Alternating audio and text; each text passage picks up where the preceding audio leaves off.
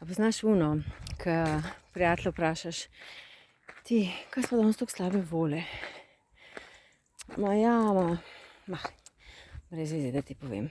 A vse v redu s tabo, a je z otroci vse v redu? Kaj pa žena je v redu? Ja, ni problem žena. Kaj pa mama? A je kaj boljša? Ja, mama, se veš kaj. Ja, kaj pa je pa narobe, no?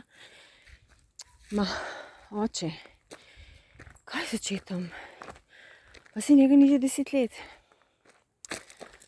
Ja, ampak, veš, ne moram pozabiti, kaj mi je rekel takrat, 15 let nazaj.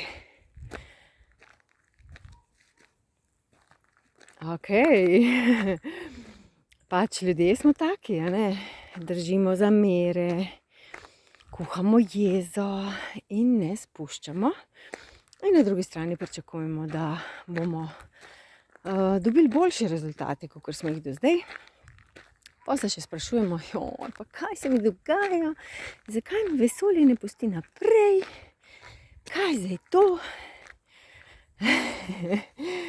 Ja, čudno, ne? Kaj pa mi držimo vse to tako pridno v svojih naročjih in v spominih in si ne dovolimo iti naprej. Ja, še kako dobro poznam, dragi moji, ne misli, da ne. Ampak kdaj bo tisti čas? Zanima me, sprašujem se, kdaj pa bo tisti čas, da bomo mi to spustili enkrat, a ne? Pa tudi to, da kakšno frizuro imam zdaj na videu. Da bomo spustili te zamere, da bomo spustili te občutke, ki jih gojimo in šli naprej. Eni občutki so stari po 5 let, 10, 20, celo 50.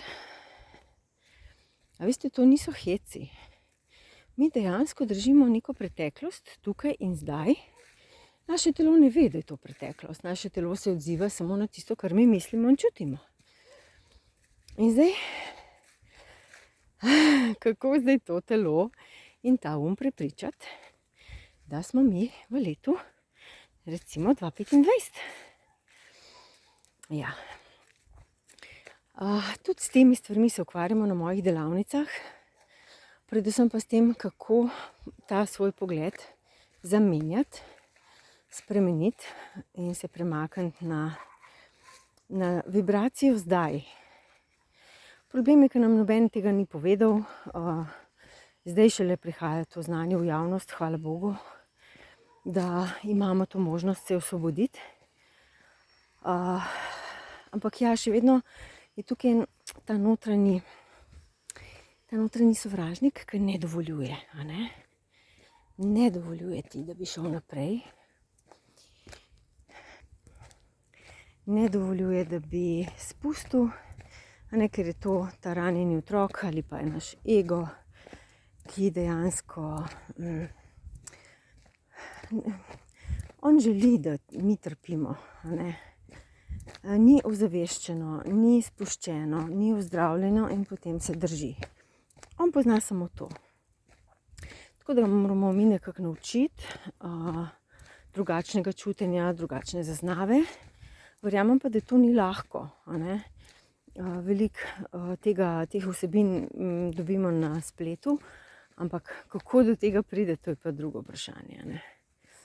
Tako da, ja, med drugim so magične kretnje primerne tudi zato, da ti spremenijo ta tvoj pogled. Se pravi, da ne da vidiš samo belo in črno ali pa pač tako kot vidiš, ampak dejansko ti spremenijo tvoj pogled, da pogledaš na svojo preteklost iz nevtralne strani. In to uči tudi, oziroma rekapitulacija pomaga pri temu, ker jaz magične kretnje kombiniram skupaj z rekapitulacijo. To je pa tako posebno orodje za premik, za pobiranje energije nazaj iz preteklosti in pa tudi ozaveščanje.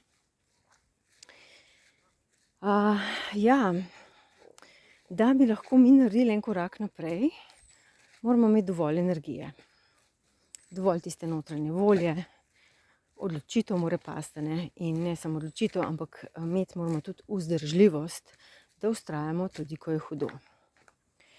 Jaz sama sebe spremljam že veliko let in ugotavljam, da so ti notranji programi močni in da ko sem malo bolj na tleh, me zelo hitro lahko potegnejo na svojo stran in to se tako zelo subtilno dogaja, ne. Zato moram biti pozorna takrat. Seveda ne vedno ne gre, včasih, če si bolan ali pa če pač ne moreš, a ne, se kaj dogaja v tvojem življenju, imaš procese, pol pač ne gre, a ne, in spustiš, ampak takrat je pa dobro, da ne podležeš temu, se pravi, da se opazuješ tako kot nek zalezovalec, a ne, samega sebe, kaj se znotraj tebe dogaja, kam grejo energije, zakaj grejo tja. Ja, in da se ustaviš, a ne, znati se je treba ustaviti. Seveda vse to ni lahko, ne gre čez noč. Jaz sem za kakšne stvari rabila leta, za kakšne desetletja, kakšnih še nisem presegla. Ampak vem pa, že je to tek na dolge proge in tukaj v bistvu nimaš kaj, a ne. Lahko samo sprejmeš to pot, sprejmeš, da si kakršen si in da se lahko izboljšaš. Za svoje dobro, a ne. Za svoje dobro in seveda počutje in življenje bo šlo čisto v drugo smer. Sem prepričana, ker tudi meni se to dogaja redno in ne bi nehala delati na sebi, ker vidim, koliko mi to daje nekih prebojev, spoznanj, uvidov, kaj vse v bistvu dobimo od tega in koliko enih lepih stvari se mi potem zgodi v življenju zaradi tega. Ja. Vas pozdravljam iz ene lepe vasi nad Koprom. Kocijančiči se imenujejo, kjer sem tukaj na sprehodu. Takole lažje govorim, če hodim, mi pomaga pri razmišljanju. Okej, kaj zdaj? Smo pripravljeni spustiti staro? Gremo novim dogodivščinam naproti, ampak brez kakršnih koli kovčkov za sabo. Brez bremen, vseh teh občutkov, ki jih držimo. Smo pripravljeni? Dajmo reči ja, smo pripravljeni in gremo v novo energijo naprej. Se vidimo v kakšnem drugem videu, ko bom podelila še kakšno svojo misel. Čau!